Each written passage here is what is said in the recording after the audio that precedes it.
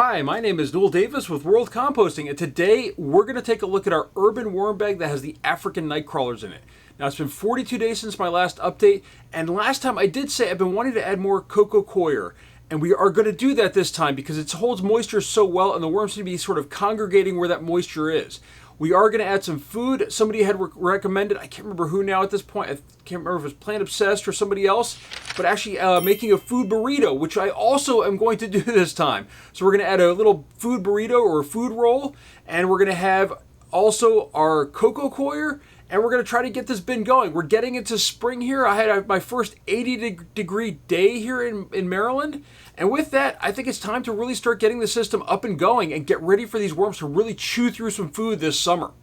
So with that, let's go take a look at the system, see how it's doing, see if they've worked through all the other food we've added, and add some more. All right, here we are with the urban worm bag. First off, let's just take a temperature reading of the top here. Hopefully you guys can see this. But it shows about 68 degrees or almost 69 degrees Fahrenheit and 20.5 degrees Celsius. So this is the outside still, but it just shows that before this was getting around 60 degrees. So it was pretty cool with the temperature readings that we're getting. Now, as we can tell, this has already dried out a lot from the last time we looked into it. We are going to add water to this, and we are going to add this Coco Coir to the top to try to keep that moisture. I'm just going to shake off some of the cardboard off of there. Put this off to the side. And let's dig in here and just make sure we still have some worms. So first off, we're just going to move this material off to the side that's on the top there that's really, really dry. Let's just kind of dig down in here a little bit. We got this avocado shell that's flaking apart like crazy. I don't see any worms on it or anything. But you know what? Let's just bring you down a little bit closer. There we go. Might be a little bit better there.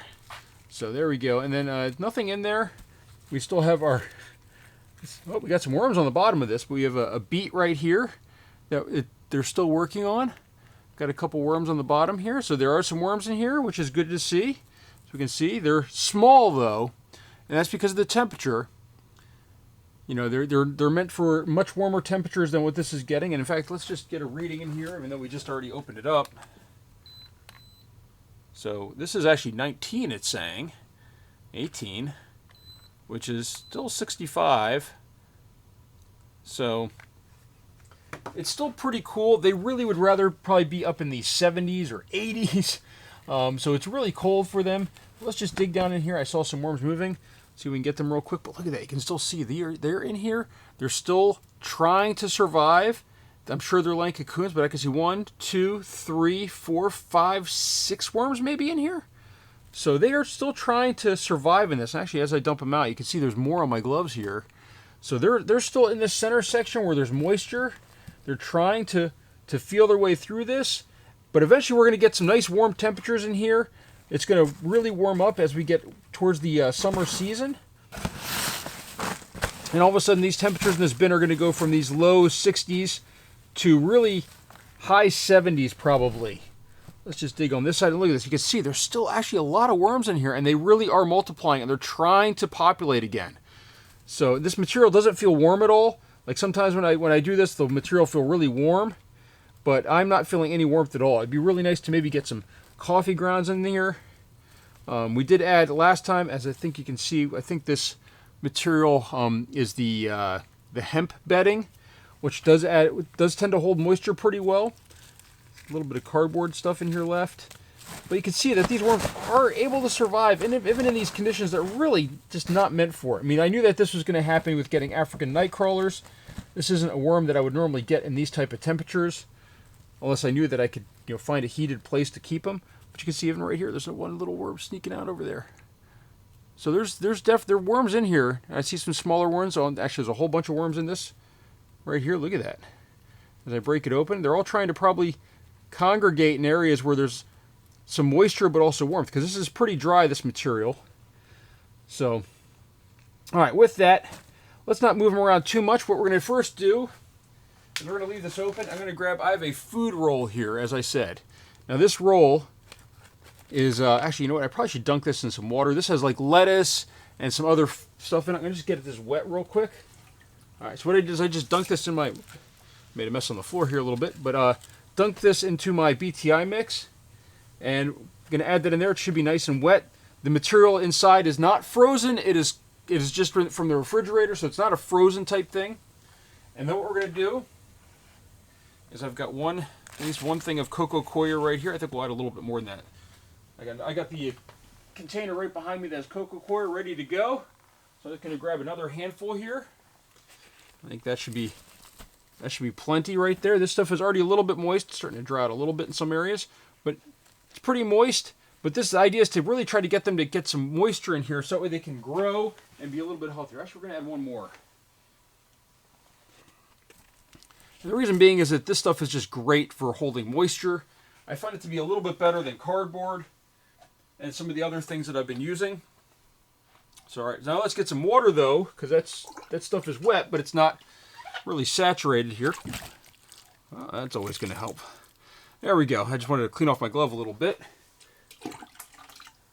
By the way, I do use these waterproof. I'm sure you noticed these gloves are waterproof on the back side as well as the front, because I used to use gloves that were only waterproof on one side and then the water would just come in through the back side. As you can see, this stuff still holds. I mean, you can still see a lot of moisture that's being held, but we might need to add more moisture into this actually. I thought that there'd be a little bit more, but it looks like it ran off to the sides here. But you can see this stuff just really holds moisture really well, this Coco Coir. This is one of the best materials I feel for worms in a lot of ways.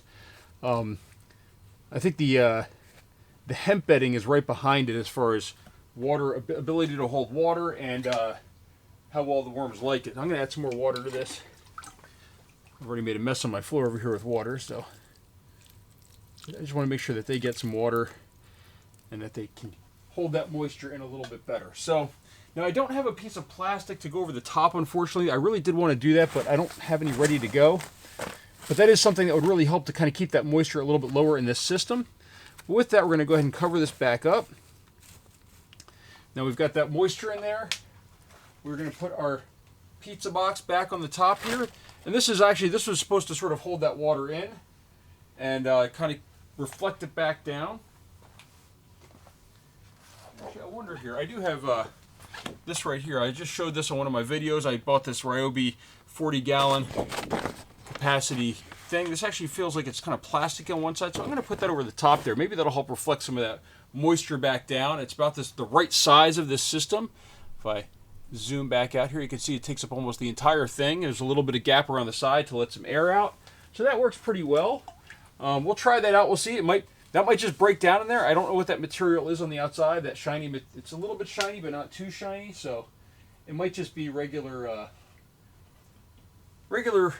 material on this side, or it could be some. I don't think it's really that shiny. It might be fine. We'll see. We'll see if it breaks down. If it does, that's great. If it doesn't, oh well. We'll take it out later. But with that, that's my update for this system. Overall, it's doing well. As you can see, there's still worms in here. I really was worried over the winter. And hopefully this summer, we can get this really going well to the point where I can add a lot of food in the top like I do to my other systems. And that will help build heat up in this system so that way they can do a little bit better than they've been doing.